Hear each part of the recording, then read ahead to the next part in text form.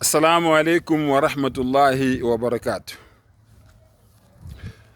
A'udhu billahi minash shaitani rajim. Bismillahir rahmanir rahim. La tahzan inna Allaha ma'ana. Ukuthula kube nani nonke nezibusiso nomusa ka Allah ube nani nonke. Ngicela Allah angivikele kusathane ongathandwa egameni lika Allah onomusa onesihawu. Ungesabi Allah unawe. Allahu akbar. Angisabi ngoba Allah unami. Kusho yena. La tahzan inna Allah ma'ana. Ungesabi ngoba Allah unawe. Angisabi bafowethu mina Allah unami. Ngaso sonke isikhathi uyohlala ngowami. Ya. Injalo nje bafowethu. Lalelani-ke bafowethu.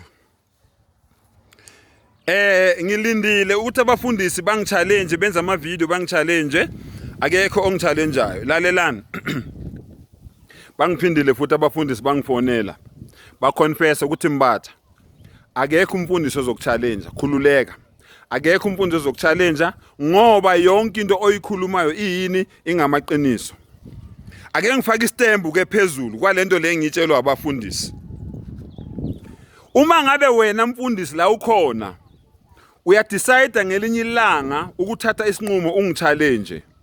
Ngicela uma uza kimi siya kuleyo podcast leyo esizoya kuyo. Ngicela ukukuxwayisa ukuthi kumele ube ungihlomele ngani ukuze mhlawumbe abantu balibone iqiniso ngenkolo yakho noma ngenkonzo yakho noma ngeinkolelo zakho. 1 Ngicela ungiphathele iverse eliseBhayibhelini elithi uJesu uNkulunkulu unelungelo lokukhonzwa unelungelo lokudunyiswa ngoba nami ngizokubonisa eliseBhayibhelini elithi akayena uNkulunkulu akanalo ilungelo lokukhonzwa akanalo ilungelo lokudunyiswa. 2 Ngicela ungiphathele iverse eBhayibhelini elithi nina kumele nigqoke ukhololo lo wena ufaka la entanyeni omhlophe. Ungiphathele lelo verse lelo ngifuna ukulibona eBhayibhelini ngoba niyawugqoka ukhololo. 3 Ngicela ungiphathele iverse eBhayibhelini elithi abantu mangabe bethandaza kumele bacimeze. 4 Ngicela ungiphathele iverse eBhayibhelini elithi abantu besilisa nabesifazane kumele babe mdibi munye endaweni eyodwa. Bashaya uzungelezane bazungeze abantu besilisa nabesifazane babe sendaweni eyodwa bashaya isikhama round bashaya ilokhuzana bathi isikhakhafu babe sokwenza isikhalanga njengoba nibabona abantu besifazane nabesilisa bejikeleza endaweni eyodwa. Baba wena nomfazi osonto eZayoni awugani wangu ihlalele angikuphindele futhi.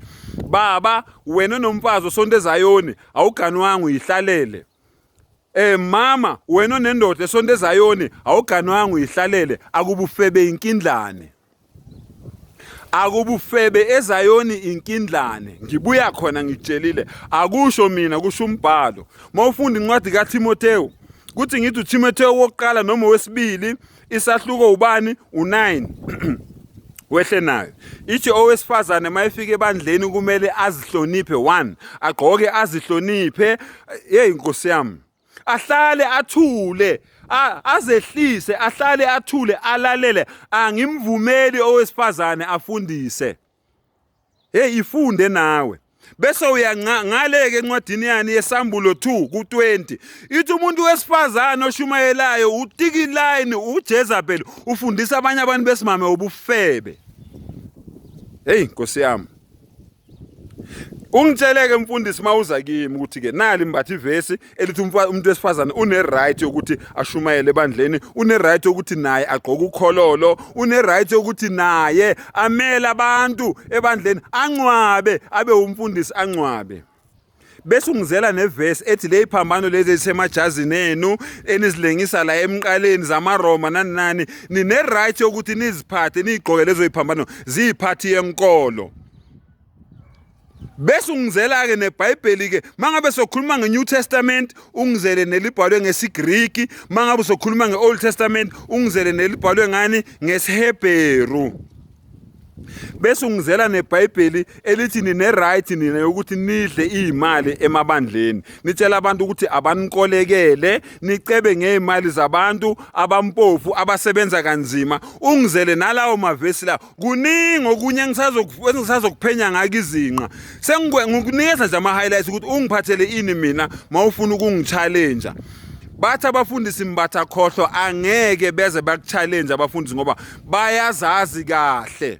Bese ungizela nevesi elithi le ibhamu lezi eniziphatha ezingaphansi kwempulampula nazo zivumelekile ukuthi wena uwumKristu usiphathe leso sibhamu usiphatha esingaphansi kwempulampula nemimese amajangeli namawokabla yena waphathayo. Ungitshela ukuthi kuvumelekile.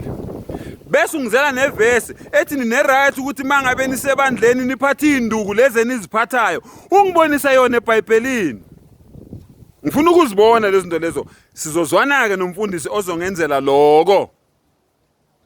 Bese siba nevesi ethi ni right ukuthi nibizwe ngamabhishopi, nibizwe ngamadikoni, nibizwe ngamalokuzana ngama-archbishopi, nibizwe ngabafundisi ngopastor, nibizwe ngogosa, nibizwe ngomkhokheli.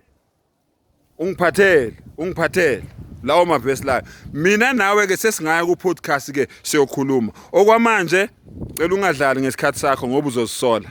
Ngiyabonga.